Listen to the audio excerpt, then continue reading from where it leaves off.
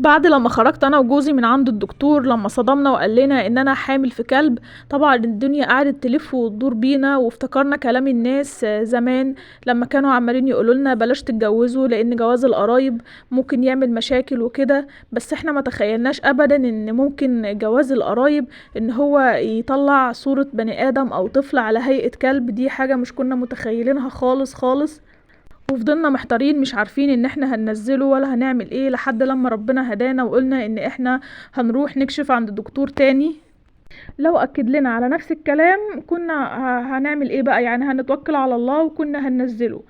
لحد لما رحنا كشفنا عند الدكتور تاني، قلت له تعالى هنجرب، ودخلنا جوه وعملت لنا السونار قالت لنا الف مبروك انتي حامل في توأم. قلت لها ازاي معقولة؟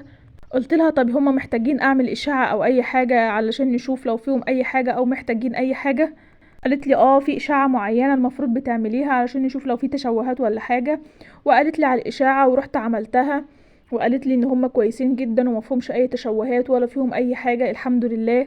ساعتها انا وجوزي قعدنا نبص لبعض كده ونقول يعني امال كلام الدكتور التاني، طب هو كان بيقول كده ليه ولا في ايه؟ قعدنا ندور بقى ونلف ونشوف الدكتور ده قال كده ليه ولا عمل كده ليه، لحد لما اكتشفنا ان الممرضة اللي كانت عند الدكتور دون كانت خطيبة جوزي زمان. وجوزي مش كان عايز يقولي علشان مش يزعلني، وان هي اللي عملت كده، وان هي اللي حطت للدكتور حبوب هلوسة، وكمان ثبتت السونار على صورة كلب، وان هي اللي عملت كل اللي هي عملته ده. لان طبعا احنا هددناهم ويعني قلنا لهم ان احنا هنعمل فيكم بلاغ وكده. ومن هنا بقى عرفنا ان الممرضة كانت بتعمل كده انتقام من جوزي، وان هو سابها زمان واتجوزني انا.